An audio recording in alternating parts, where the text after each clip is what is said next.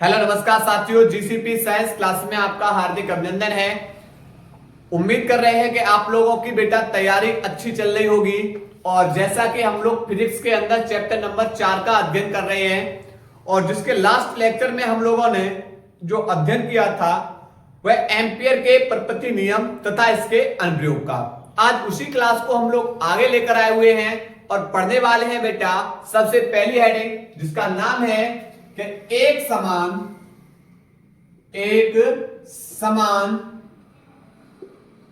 चुंबकीय क्षेत्र में गतिमान आवेश पर बल। एक समान चुंबकीय क्षेत्र में गतिमान आवेश पर बल, जिसको बेटा किस नाम से जानते हैं? लॉरेंज बल के नाम से जानते हैं। जिसे किस नाम से जानेंगे? लॉरेंज बल के नाम से जानते हैं। समझिए, अब सबसे पहले हमारा बेटा इस डेरिवेशन को पढ़ाने से पहले आप लोगों से एक क्वेश्चन है और वह प्रश्न ये है कि पहले हमें यह बताओ चुंबकीय क्षेत्र की दिशा, चुंबकीय क्षेत्र की दिशा ज्ञात करने के नियम, दिशा ज्ञात करने के नियम। सबसे पहला हमने बेटा आपसे यह प्रश्न पूछा है कि भाई ये बताओ कि आप चुंबकीय क्षेत्र की दिशा किस किस नियम के द्वारा ज्ञात कर सकते हो। तो हमने आप लोगों को पढ़ाया है, पहला वो पढ़ाया है दाएं हाथ के अंगूठे का नियम। भाई दाएं हाथ के अंगूठे के नियम की सहायता से हम चुंबकीय क्षेत्र की दिशा को ज्ञात कर सकते हैं। क्या बताया था? अंगूठा चालक में बहने वाली धारा की दिशा में तथा तार पर लिपटी हुई उंगलियां चुंबकीय बल रेखाओं की दिशा को प्रदर्शित करेगी। सेकंड नियम बेटा हमने आप लोग पढ़ाया था मैक्सवेल का दक्षिणावर्ती पेच नियम। मैक्सवेल का दक्षिणावर्ती पेच नियम ये क्या बताया था? भाई ये बताया था कि हम लोग पेचकस लेंगे और पेचकस को इस प्रकार पकड़ेंगे कि पेचकस की नोक धारा की दिशा में और पेच को कसने की जो दिशा होगी चुंबकीय बल रेखाओं की दिशा। तीसरा पढ़ाया बेटा आपको दाएं हाथ की हथेली का नियम संख्या 1। दाएं हाथ की हथेली का नियम संख्या 1 क्या बताया? हम अपने दाएं हाथ के पंजे को, हथेली को इस प्रकार फैलाएं कि अंगूठा और शेष उंगलियां परस्पर एक दूसरे के लंबवत हो। अंगूठा चालक में बहने वाली धारा की दिशा में तथा शेष उंगलियां उस बिंदु की ओर संकेत करें जिस पर बेटा हमें क्या करनी है? चुंबकीय क्षेत्र की गणना करनी है। तो हथेली के लंबवत बाहर की ओर धक्का देने की दिशा चुंबकीय क्षेत्र की दिशा होगी। ये तीनों बेटा हमने आप लोगों को टॉपिक पढ़ाए। उसके बाद बेटा एक और है, वह फ्लेमिंग के दाएं हाथ का नियम। फ्लेमिंग के दाएं हाथ का नियम क्या है कि बेटा हम अपने दाएं हाथ के अंगूठे तथा इसके पास वाली दो उंगलियों को इस प्रकार फैलाएं कि ये तीनों अंगूठा और ये दोनों उंगलियां परस्पर एक दूसरे के लंबवत हो। यदि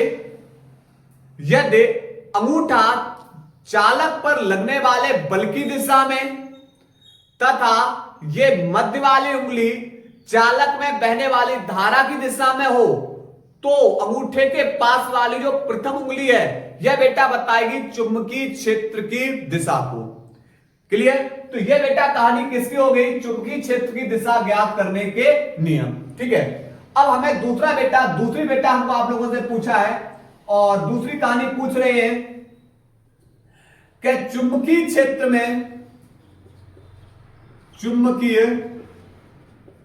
में धारावाही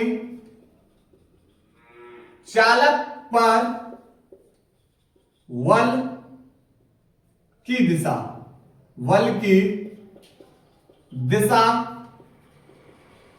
ज्ञात करने के नियम। भाई बदला कहानी को, चुंबकीय क्षेत्र में धारावाही चालक पर बल की दिशा ज्ञात करने के नियम पूछा अब हमने। अब क्या करोगे? तो भाई अब सुनिए यहां से, क्योंकि ये वाला जो टॉपिक है वह इस पर निर्भर है, क्योंकि हमें बल बताना है तो बल की दिशा ज्ञात करने के हमें पहले क्या पता होने चाहिए? नियम पहले समझिए। सबसे पहला नियम बेटा, फ्लेमिंग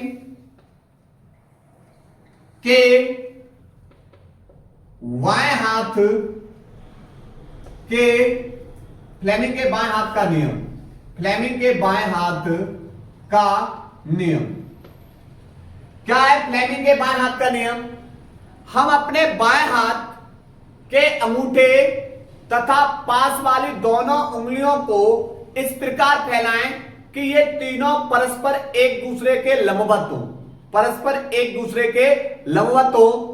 अंगूठे के पास वाली जो प्रथम उंगली, यानी प्रथम उंगली का मतलब जिसे हम क्या नाम से जानते हैं? तर्जनी, यानी प्रथम उंगली वह किसको दर्शाए बेटा? चुंबकीय क्षेत्र की दिशा को। किसको दर्शा रही है? चुंबकीय क्षेत्र दिशा को। ये बेटा अंगूठे के पास वाली जो द्वितीय उंगली, जिसे मध्यमा बोलते हैं, मध्यमा यानी ये कौन सी है? द्वितीय उंगली। यह बेटा किसको दर्शाए? धारा की दिशा को प्रदर्शित कर रही है। तो अंगूठा चालक पर लगने वाले बल की दिशा को प्रदर्शित करेगा। तो अंगूठा चालक पर लगने वाले किसकी दिशा को? बल की दिशा को प्रदर्शित करेगा। क्लियर? तो हमने क्या बताया फ्लेमिंग के बाएं हाथ के नियम में कि हम अपने बाएं हाथ के अंगूठे तथा पास वाली दोनों उंगलियों को इस प्रकार फैलाएं कि ये तीनों परस्पर एक दूसरे के कैसे हो? लंबवत। यदि प्रथम उंगली, अंगूठे के पास वाली प्रथम उंगली चुंबकीय क्षेत्र की दिशा तथा मध्यमा द्वितीय उंगली धारा की दिशा को प्रदर्शित करे तो अंगूठा चालक पर लगने वाले बल की दिशा को प्रदर्शित करेगा। कैसे? समझो यहां से। जैसे मेरे पास बेटा ये 3 मार्कर है, ठीक? जो ब्लैक मार्कर है बेटा ये अंगूठा है। ब्लैक मार्कर है ये क्या? हमारा अंगूठा है। ये वाली हमने मान लिया प्रथम उंगली है, तर्जनी।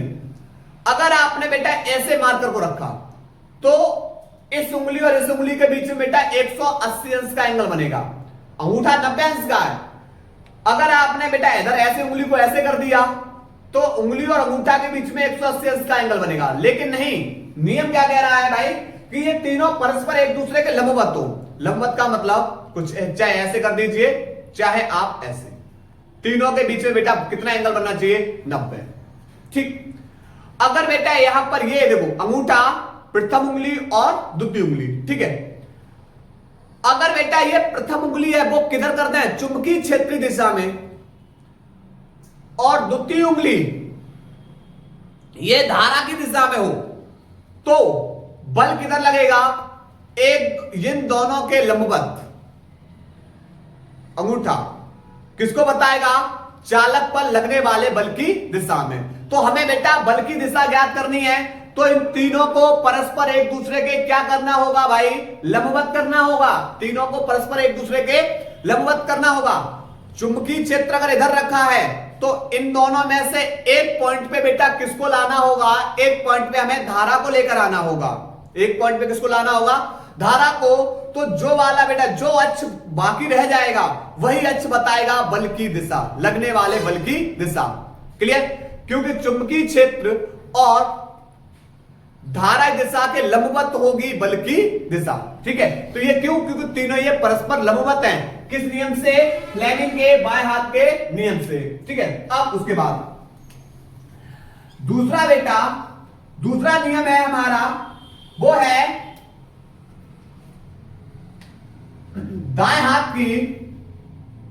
दाएं हाथ की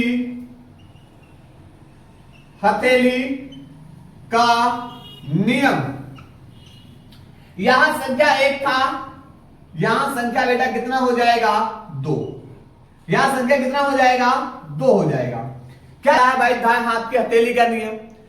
कहता है कि हम अपने जो दाएं हाथ की हथेली को इस प्रकार फैलाएं कि अंगूठा तथा इसके पास वाली जितनी भी शेष उंगलियां हैं वो परस्पर एक दूसरे के कैसी हो, लंबवत हो। परस्पर एक दूसरे के कैसी हो, लंबवत। यदि अंगूठा चालक में बहने वाली धारा की दिशा में, उंगलियां चुंबकीय क्षेत्र की दिशा में हो, तो उंगलियां उस बिंदु को संकेत करें जिधर चुंबकीय क्षेत्र की दिशा है, तो हथेली के लंबवत जो बाहर की ओर धक्का देने की दिशा होगी, वही दिशा बेटा किसकी होगी? वही दिशा होगी हमारी धारावाही चालक पर लगने वाले बल की दिशा। क्लियर? तो ये बेटा हमारा कौन हो गया? ये रेड मार्कर, ध्यान रखना, धारा। ठीक। उंगलियां बेटा हमारा ब्लैक मार्कर। तो हथेली के लंबवत बाहर की दिशा, ये धारावाही चालक पर लगने वाले बल की दिशा, ये वाला ब्लू मार्कर। ठीक है, तो बस अब कहानी को समझते हैं। आइए, अब यहां पर क्या है कि एक समान चुंबकीय क्षेत्र में गतिमान आवेश पर बल। अब सुनिए, अगर हमारा आवेश बेटा कैसा है? स्थिर है, तो स्थिर आवेश के कारण केवल कौन उत्पन्न होगा? वैद्युत क्षेत्र। कौन उत्पन्न होगा? वैद्युत क्षेत्र उत्पन्न होता है। लेकिन यही आवेश अगर बेटा गतिशील है, तो गतिशील होने के कारण यह वैद्युत के साथ साथ बेटा किसको उत्पन्न करेगा? चुंबकीय क्षेत्र। तो मैंने क्या बताया? बहुत बारीकी से पॉइंट को समझना। क्या बताया? यदि आवेश हमारा स्थिर है, तो केवल कौन होगा? विद्युत क्षेत्र। तो कौन होगा? वैद्युत क्षेत्र। यदि यही आवेश हम बेटा क्या कर दें? गतिशील, तो गतिशील होने पर विद्युत के साथ किसको उत्पन्न करेगा?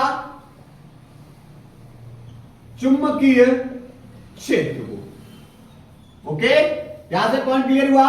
तो आप बोलोगे सर अगर यह आवेश गतिशील है तो चुंबकीय क्षेत्र उत्पन्न करेगा, करेगा नहीं करेगा? अगर यह आवेश स्थिर होता तो केवल विद्युत क्षेत्र था। बात समझ में आ रही नहीं आ रही है? तो यहां पर बेटा अब गतिमान आवेश है तो चुंबकीय क्षेत्र है, और रखा कहां है? कहां पर गति कर रहा है ये भाई? चुंबकीय क्षेत्र में। तो आप बोलोगे सर दो चुंबकीय क्षेत्र हो जाएंगे। कैसे हो जाएंगे? एक तो गतिमान आवेश के कारण उत्पन्न चुंबकीय क्षेत्र और दूसरा एक समान चुंबकीय क्षेत्र। तो जब दो चुंबकीय क्षेत्र होंगे तो इनके बीच में क्या लगेगा? बल लगेगा, और उसी को तो भैया हम क्या बोलते हैं? लॉरेंज बल। क्या बोलते हैं? लॉरेंज बल। तो परिभाषा क्या देंगे? परिभाषा देंगे भाई कि जब कोई आवेशित कण एक समान चुंबकीय क्षेत्र में गतिशील है, तो उस पर एक बल लगता है जिसे हम क्या बोलते हैं? लॉरेंज बल कहते हैं। जिसे हम क्या बोलते हैं? लॉरेंज बल। तो परिभाषा क्या लिखेंगे? परिभाषा लिखेंगे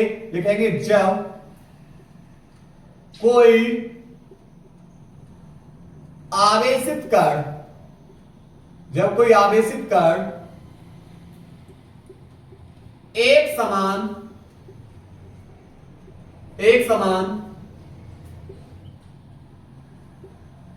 चुंबकीय क्षेत्र में गतिशील है, तो उस पर एक बल आरोपित होता है जिसे लॉरेंज बल कहते हैं, जिसे हम क्या बोलेंगे, लॉरेंट्ज बल कहते हैं। क्लियर। अब यहां पर बेटा मैं थोड़ा सा इसको रफ कर रहा हूं ताकि आप लोगों को अब नियम समझा सके। ठीक है, तो ये बेटा आप लोग दोनों पॉइंटों को ध्यान रखना, अभी इस चीज की जरूरत पड़ेगी हमको। ठीक है, तो पहले यहां तक नोट करो पहले बेटा। अब देखते हैं आगे इसके। देखो मैंने मान लिया कि माना प्लस क्यू आवेश का कोई कण है जो एक समान चुंबकीय क्षेत्र बी में v वेग से गतिशील है, तब उस पर लगने वाला बल। ठीक है, क्या लिखेंगे, लिखेंगे माना प्लस क्यू आवेश एक समान चुंबकीय क्षेत्र B में थीटा कोण बनाते हुए v वेग पर b वेग से गतिशील है, तब कार्यरत बल। अब समझो, मैंने मान लिया कि ये बेटा हमारे तीन अक्ष होते हैं, एक्स अक्ष, वाई अक्ष और ये बेटा हमारा जेड अक्ष। ऐसे एक्स अक्ष, वाई अक्ष और जेड अक्ष। क्लियर। मान लिया एक्स अक्ष पर बेटा ये हमारा चुंबकीय क्षेत्र भी है, एक्स अक्ष पे हमारा कौन है, चुंबकीय क्षेत्र भी है, और यहां पर जो आवेश गतिशील है वह बेटा थीटा कोण पर प्लस क्यू आवेश है जो v वेग से क्या है, गतिशील है। अब एक बात बताओ, इस पर बल कब लगेगा भाई, बल कब लगेगा, तो बल तब लगेगा जब ये वाला जो घटक है, यह घटक कहां पे आ जाए, जेड अक्ष पे आ जाए, और जब जेड अक्ष पे आएगा तो ये परस्पर तीनों के तीनों बेटा एक दूसरे के कैसे है, लंबवत है। तो इस पर जो बल लगेगा वो बल किधर लगेगा, वाई अक्ष पर। मैंने बताया था भाई ये तीनों परस्पर एक दूसरे लंबवत होते हैं। अब आपको हमने बताया था वेक्टर रूल, वेक्टर रूल के अंदर क्या बताया था कि भाई यहां पर ये हमारा घटक है और ये एंगल थीटा है। जब आप घटक को थीटा कोण पर अंदर की ओर लेकर जाओगे तो कोण हमेशा कौन सा लेना है, कॉस थीटा। जब घटक को बेटा थीटा से दूर लेकर जाओगे तो हमेशा कोण कौन सा लेना है, साइन थीटा। जब घटक को थीटा कोण पे अंदर की ओर कॉस और दूर लेकर जाओगे, थीटा से दूर लेकर जा रहे हो तो साइन। अब ये बेटा घटक ये रहा बी घटक, ऐसे एक्स अक्ष की दिशा के समांतर कर दें तो ये बेटा यहां पर थीटा कोण पे, आप बोलो से थीटा कोण पे अंदर की ओर लेकर जा रहे हो, इसलिए यहां पर कोण कौन सा आएगा, कॉस थीटा। और जब इस घटक को बेटा किस पे ले आओगे, जेड अक्ष पे, तो यहां पर यह घटक बेटा अब थीटा से दूर लेकर जा रहे हैं, इसलिए यहां पर हम क्या लाएंगे, साइन थीटा।